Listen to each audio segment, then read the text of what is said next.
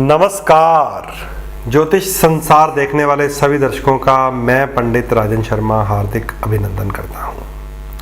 प्रिय दर्शकों, गोचर के ग्रहों की बात आपसे साझी हो रही है। लगभग प्रत्येक ग्रह शक्तिहीन है। लगभग हर ग्रह इस समय कमजोर अवस्था में है। अब तक आप सुन चुके हैं शुक्र केतु के साथ युति बनाकर वृष राशि में पीड़ित है। वृष राशि वालों को तो परेशानी आ ही रही है, हम सबके लिए परेशानी है। अब तक आप समझ चुके हैं सूर्य महाराज के ऊपर राहु की दृष्टि पड़ रही है। सूर्य सिंह राशि के स्वामी होते हैं और मीन राशि में इस समय गोचर कर रहे हैं। मीन और सिंह राशि वालों को तो परेशानी आ ही रही है, लेकिन ग्रह का तत्व नष्ट होने के कारण हम सब इसी चक्कर में उलझ जाते हैं। शनि देव के विषय में आप जान चुके हैं कि शनि देव 4 अगस्त तक कमज़ोर अवस्था में ही भ्रमण करेंगे, क्योंकि वक्री हैं। जब तक तुला राशि में वापस नहीं आ जाते तब तक उनकी नेचुरल जो शक्ति है वो हमें लाभ नहीं देगी। उपाय करके शनिदेव को प्रसन्न रखना एक अलग बात है। शनिदेव को तेल अभिषेक करना, शनिदेव का नीलम रत्न पहन कर रखना, शनि के मंदिर में जाकर पाठ करने बैठकर, ये एक अलग बात है। जो लोग श्रद्धा से ये उपाय करते हैं या कोई प्रयोग ऐसा करते हैं कि हमें शनिदेव का शुभ प्रभाव मिलता रहे, उन्हें इन ग्रहों की स्थितियों से ज़्यादा परेशानी नहीं होती। लेकिन साधारण जनता इतने नियम नहीं पाल पाती, इसलिए हम परेशान ही रहते हैं। तो शनि भी वक्री हैं, सूर्य भी राहु से पीड़ित हैं, शुक्र महाराज के ऊपर भी केतु की दृष्टि है, बुध भी लगभग जैसे ही मीन में प्रवेश करेंगे राहु के सामने आ जाएंगे। बुध की स्थिति 5 मई है। मेष में जाएंगे जब, उससे पहले मीन में ही रहेंगे। तो इस समय मीन में बुध ग्रह राहु के सामने है। तो बुध के विषय में आपको पता ही है, बुद्धि है, वाणी है, विद्या भी बुद्ध ही होती है, ब्रेन होता है बुध, बिजनेस होता है बुध, कैलकुलेशन बुध है। बुध के साथ अकाउंटेंसी देखी जाती है, बुध ग्रह के साथ लेखन कला देखी जाती है, राइटिंग्स के काम देखे जाते हैं। बुध रिश्तों में बहन, बुआ, बेटी, मामी, मासी, साली, इन रिश्तों का संबंध बुध ग्रह से देखा जाता है। तो बुध की शांति के लिए माँ दुर्गा की पूजा की जाती है। बुध ग्रह की तरफ से हमें कोई परेशानी ना आए, अगर हम बुध के साथ संबंधित लगन है, मिथुन या कन्या या दैत्य लगन है, तो पन्ना रत्न हमें पहनना चाहिए, हरी चीज़ों का प्रयोग करना चाहिए। माँ जगदम्बा को हरी श्रृंगार की वस्तुएं चढ़ाने से बुध प्रसन्न होता है। नोट कर लीजिए, 5 हरी चीज़ें ले लीजिए, मेहंदी ले लीजिए, रिबन ले लीजिए, दुपट्टा ले लीजिए, चूड़ियाँ ले लीजिए, नेल पॉलिश ले लीजिए, कोई भी 5 चीज़ें आप हरे रंग की अगर माँ जगदम्बा को अर्पित करते हैं, भेंट करते हैं मंदिर में जाकर सुंदर सुंदर, तो बुध ग्रह की शक्ति जो है वो ट्यून हो जाती है। और अगर हमारा संबंध हमारी कन्या से, हमारी मौसी से, हमारी साली साहिबा से, ये सब बुध के रिश्ते हैं, ख़राब हो और हमें इनसे लाभ लेना हो, छोटी बहन से लाभ लेना हो या बड़ी बहन से भी देखा जाएगा, तो हरी चीज़ों से माँ जगदम्बा को श्रृंगारित करना चाहिए। या कोई कन्या विद्यालय हो जहाँ पर हम असहाय और निर्धन कन्या की सहायता कर सके, वहाँ पर बुध संबंधित चीज़ें भेंट करनी चाहिए। तो ये सारी चीज़ें आप नोट कीजिए, आपको लाभ देंगी। और जिनके देव लगन है, विशेषकर मंगल के लगन, क्योंकि मंगल का बुध बहुत प्रबल शत्रु माना जाता है और इस समय है भी मंगल बुध आमने सामने। तो देव लगन वालों के लिए बुध की चीज़ें फिर दान करनी चाहिए। उन्हें हरी चीज़ों का लंगरों में दान करना चाहिए। जहाँ पर कोई निर्धन हो, कोई भूखा हो, कोई असहाय हो, कहीं लंगर का प्रबंध हो रहा हो, तो देव लगन वालों को निर्धन के लिए कोई ना कोई प्रबंध करना चाहिए बुध की चीज़ों का दान करके। तो दर्शकों, ग्रहों की स्थितियों को समझ लीजिए। लगभग सभी ग्रह इस समय ऐसी अवस्थाओं में हैं कि अपना पूर्ण बढ़िया फल नहीं दे रहे। और इसलिए ज़्यादा परसेंटेज ऑफ पीपल, ज़्यादा लोग परेशान हो जाते हैं। बहुत ही कम लोग हैं जो एज ए क्लाइंट एस्ट्रोलॉजी को समझते हैं, अपनी कलर थेरेपी को पकड़ कर रखते हैं, अपनी जेम्स थेरेपी को अपने ऊपर धारण करके रखते हैं, अपने इष्ट देवताओं की पूजाएं करते हैं, अपने शत्रु ग्रहों के दान करते हैं। बहुत से कम लोग हैं जो ज्योतिष को इस तरह फॉलो करते हैं।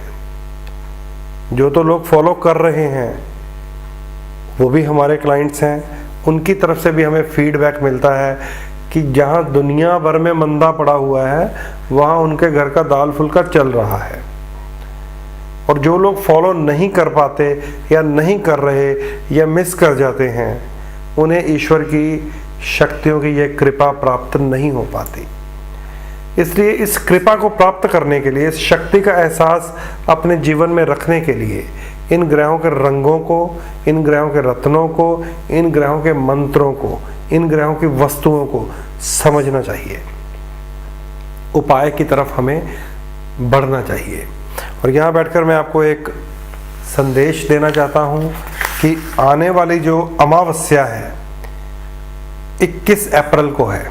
नोट कर लीजिए, ये मैं जंत्री से देखकर आपको बता रहा हूँ, इसलिए इतने रोज पहले बता रहा हूँ क्योंकि इस बार आ रही है शनैश्चरी अमावस, जिसका खास बोलबाला होगा शनि मंदिरों में, शनि धामों में।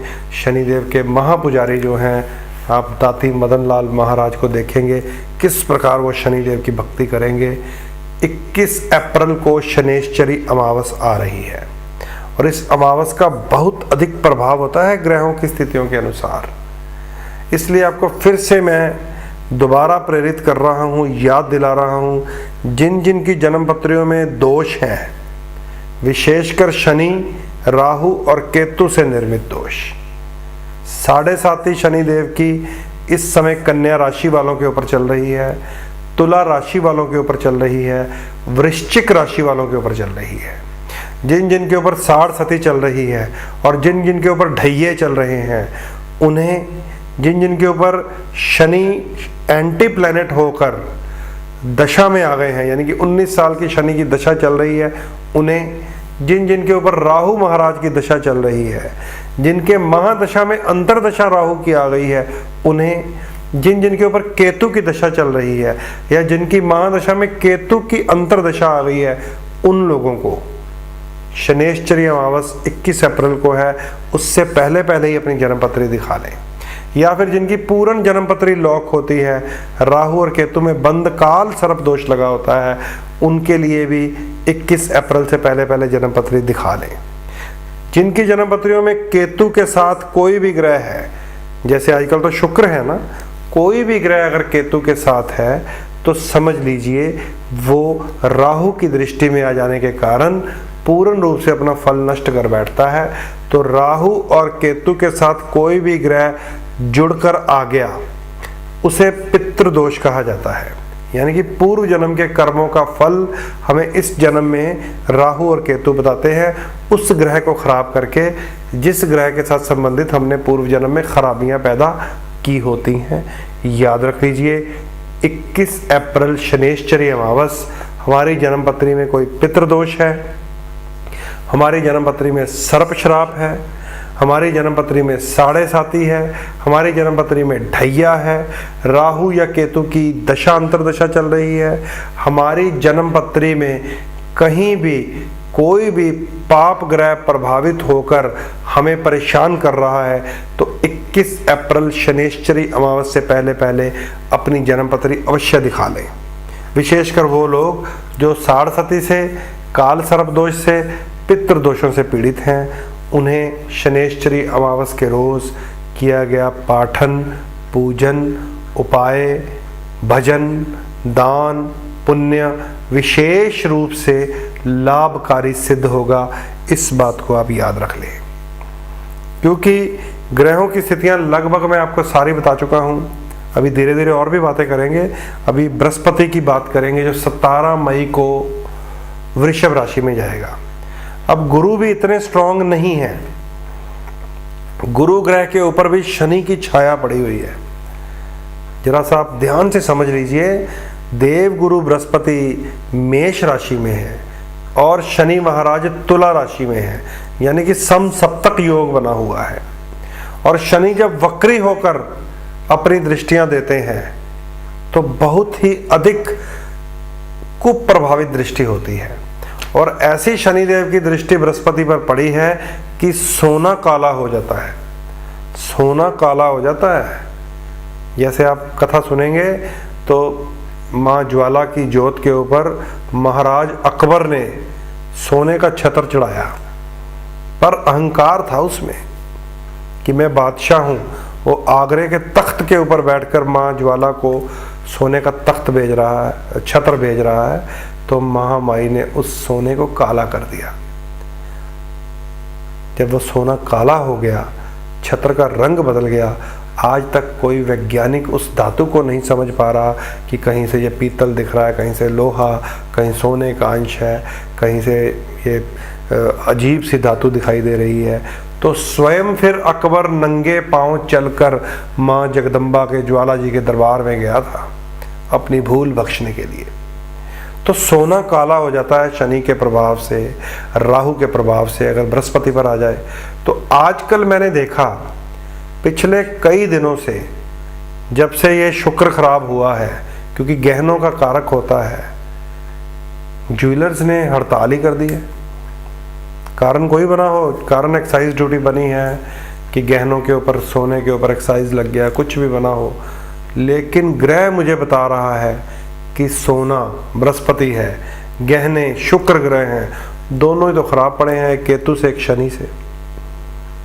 तो हर चीज, हमारे जीवन की हर चीज, हर घटना, हर दुर्घटना, हर शुभ कार्य, हर अशुभ कार्य, अच्छा बुरा, सब इन ग्रहों की शक्तियों के साथ चलता है। अगर यहाँ पर ज्वेलर एसोसिएशन की हड़ताल है तो शुक्र खराब होने के कारण हुई है। अगर गोल्ड के ऊपर ड्यूटी लगती है तो बृहस्पति के ऊपर शनि की छाया है। तो इन सब चीज़ों को समझ लीजिए। जितनी बारीकी से मैं आपको समझा रहा हूँ, तो मुझे यहाँ पर जन्म पत्रियाँ देखने से पहले ही आपको आगाह करने का शौक़ है कि आप पहले सोच लीजिए, समझ लीजिए, जान लीजिए, फिर आप अपनी कुंडली दिखाइए, फिर आप अपनी कुंडली को समझिए। कहीं आपकी जन्मपत्री में बृहस्पति दूषित तो नहीं है कि सोना काला हो जाएगा। कहीं आपकी जन्मपत्री में शुक्र दूषित तो नहीं है कि गहने बिक जाएंगे। कहीं आपकी जन्मपत्री में शनि खराब तो नहीं है कि मशीनरी के कारखाने बंद हो जाएंगे। ये सारी बातें आप पहले ही समझ लीजिए, फिर उपाय की थ्योरी में पढ़िएगा। फिर ये जो आपको बताते हैं ना, यहाँ पर पन्ना पहन सकते हैं, यहाँ नहीं, यहाँ पुखराज पहन सकते हैं, यहाँ नहीं, ये पन्ने पुखराजों का फायदा बाद में होता है, पहले अशुभ ग्रह को ठीक करना पड़ता है। तो 21 अप्रैल के लिए तैयारी हम शुरू कर रहे हैं, शनिदेव के पूजन के लिए, राहु केतु की शांति के लिए, पितृदोष तोड़ने के लिए, काल सर्प खोलने के लिए। जिन जिन की जन्मपत्रियों में ऐसे छिद्र योग बने हुए हैं, दरिद्र योग बने हुए हैं, 21 अप्रैल की तैयारी समझ लीजिए लगभग आज से अनाउंस हो गई है। आपको अपनी अपनी जन्मपत्रियाँ दिखाकर आप रजिस्ट्रेशन करवा सकते हैं। विशेषकर जो लोग राहु और केतु से पीड़ित हैं, यही संदेश देता हुआ अपनी वाणी को विराम लगाता हूँ। नमस्कार।